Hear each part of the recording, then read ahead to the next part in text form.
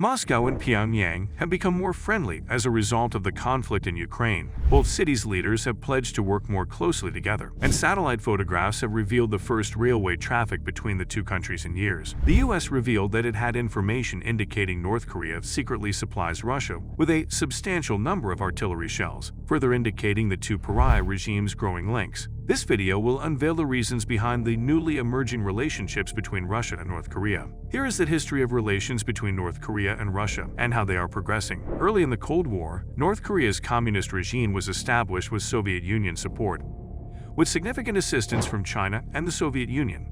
North Korea later fought the South and its allies in the United States and the United Nations until the 1950 to 1953 Korean War came to a standstill. Political support. For many years, North Korea was largely dependent on Soviet assistance. As the Soviet Union fell apart in the 1990s, it contributed to the start of a disastrous famine in the region. The leaders of Pyongyang frequently attempt to counterbalance one another by utilizing Beijing and Moscow. The two nations, which supported the United States in putting severe sanctions on North Korea because of its nuclear tests, initially had a chilly relationship with North Korean leader Kim Jong-un. Following his nation's most recent nuclear test in 2017, Kim took action to mend fences.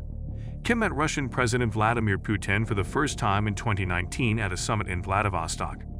Kim wished Putin a happy birthday in October and thanked him for crushing the challenges and threats of the United States. In May, the US-led effort was vetoed by Russia and China, causing the UN Security Council to publicly divide for the first time since it began sanctioning Pyongyang in 2006. Russia is getting closer to North Korea despite the isolation of the country. Russia is becoming more isolated internationally, which brings it closer to Pyongyang and increases the possibility that North Korean workers could be hired to restore war-torn areas of Russian-occupied Ukraine. A North Korean article published in April expressed support for Moscow's incursion. "We are sending our full support and showing solidarity to the justified struggle of the Russian people to protect the autonomy and security of the country and to defend national interests," it stated. Russia has retaliated by obstructing American efforts to impose more sanctions against North Korea at the UN in May.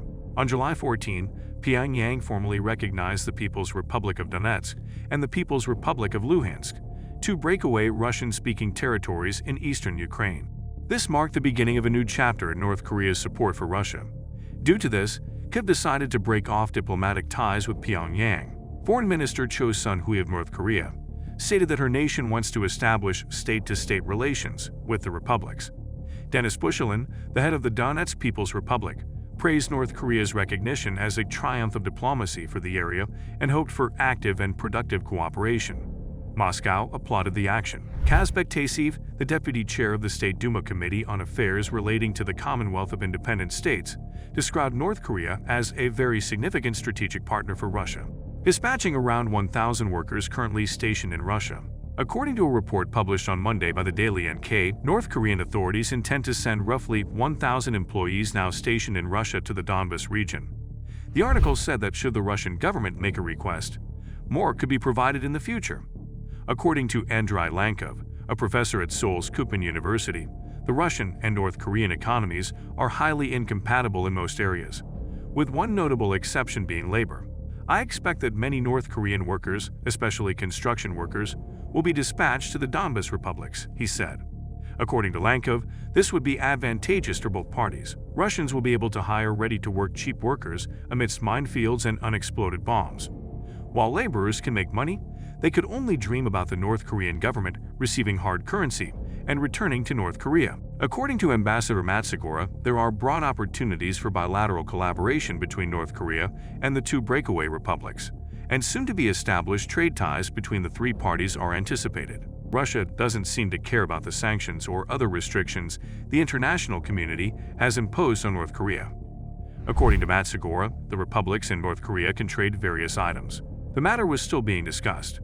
The Donetsk People's Republic's representative to Russia, Olga Makieva, and Sin Hong-chol, the ambassador of North Korea, discussed bilateral relations. The United States accuses North Korea of attempting to conceal ammunition supplies to Russia. According to recently leaked material, the U.S. accuses North Korea of covertly supplying Russia with artillery shells for the Ukraine war by hiding the destination of their delivery. According to the intelligence, North Korea is attempting to conceal the shipments by having the ammunition appear to be headed for Middle Eastern or North African nations. In addition to the drones and other weapons Russia has gotten from Iran, U.S. officials see the covered North Korean shipments as proof that even Moscow's traditional artillery arsenals have shrunk over 8 months of fighting. About 2 months ago, according to CNN and other media outlets, the U.S. intelligence agency stated that it thought Russia was on the verge of purchasing millions of rockets and artillery rounds from North Korea for use in combat. In September, the Democratic People's Republic of Korea publicly denied that it intended to provide ammunition to Russia. The National Security Council Coordinator for Strategic Communications, John Kirby, said in a statement to CNN, "However, our information indicates that the DPRK is covertly supplying Russia's war in Ukraine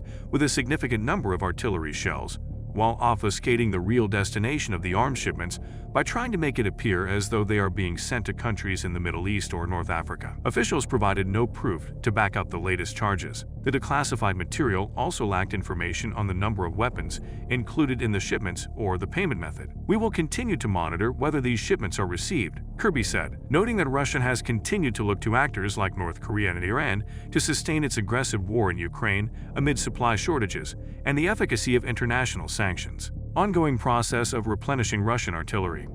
American officials have openly praised the reported trade as proof that Russia is out of munitions to continue the conflict. According to numerous sources who spoke to CNN, some military and intelligence officials had begun to suspect North Korea was breaking its promise to supply Russia with weapons in the weeks before discovering the new information. Director of National Intelligence Avril Haines made this claim 2 weeks ago, saying that export controls are prompting Russia to look to countries like Iran and North Korea for supplies, including UAVs, artillery shells, and rockets. According to Coffin, Russia has been offsetting a shortfall of men with substantially higher production of fires.